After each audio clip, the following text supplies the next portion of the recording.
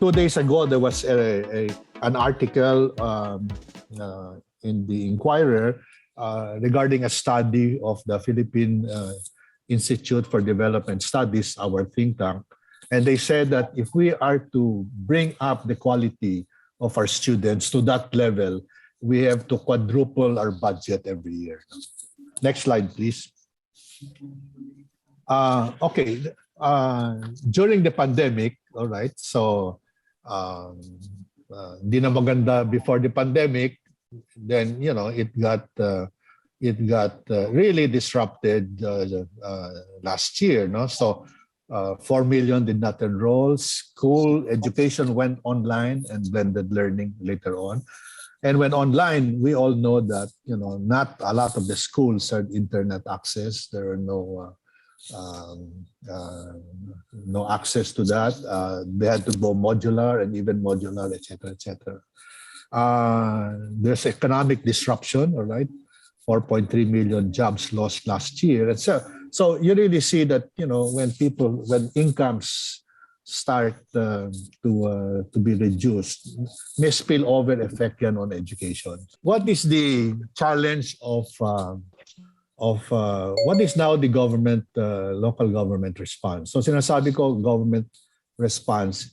So in other words, anong pwede nating gawin? We have to respond within the context of equity, retention, and quality. So ibig sabihin, nakakapasok ba yung learner? Hindi siya nagda-drop out? And what would be the parameters that in fact he is learning? So education is really a complex problem, no? It's a complex issue. And you need to identify the educational ecosystem, who are the stakeholders, and what is the long-term strategy. And that we begin to see in the presentation of Rex Gatchalian. All right, so let's take a look at what he did. He made investments. He was a mayor of 8 years. So he did all this 360. May lumalabas ba in terms of improvements? Okay, so you take a look at it. No? By year 8, cohort survival rate is 100%, grade 6. Very good. It took him 8 years to be able to get everybody to graduate grade 6 100%. It took him 3 years, all right, in year 8, to reduce the percentage in reduction of number and non-frustrated leaders.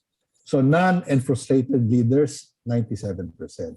So hindi na sila non-reader and frustrated leaders, nakakabasa na. And it will be worthwhile seeing to trace this cohort that they should be able to be faster in learning in the years to come. All right, so what seems to be happening here, and I think this is what Rex is showing. Una-una, may pag-aako yung mayor na he is committed to provide good education for constituents. Yan, di ba? Legacy niya yan eh. Pag-aako niya yan eh. Constituents niya yan eh. Ikalawa, dapat mahusay siya. All right? I always hear Mayor Robredo saying, yung mayor dapat mahusay, competent.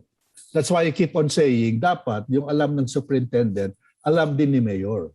Because co-driver ka, all right? And you have your own vision and your capacity to vision. And thirdly, you have to think long-term. You cannot improve the scores overnight. It takes a lot of time to be able to do that. And mayors normally have 9 years, and after 9 years, maybe his wife comes in, his brother comes in, etc., etc. So you really have a long term to be able to address that. The next one is sabi nga ni Rex, listen, which means that you really need to have your stakeholders to be able to do it. And lastly, you draw up your community-owned plan. All right. So what does he need to have this education? I just want to point this out because at the end of the day, you really want to see your constituents graduate in college so that he can be productively, gainfully employed, and good citizenship. Normally, we really just look at him at 6 years pagpasok niya sa education. Pero yung pre-education requirements, I think we have to be aware of, primarily because you want to see to it that when the student enters grade 1, he is healthy and with cognitive skills. And healthy begins with a pregnant mother who was healthy during pregnancy. And he has normal birth weight. At year 2, he's not stunted. He's provided early education. This is the example of Congressman Garcia yesterday, so that he enters grade 1 healthy and cognitive. The reforms are there, but it takes time for them to take root. But while waiting for those reforms to come in, mayors can really be game changers. Mayors can really be game changers. Because inabantayan mo lang naman, is he in school? Is he dropping out? And is he learning? And learning has database. May scores yan eh.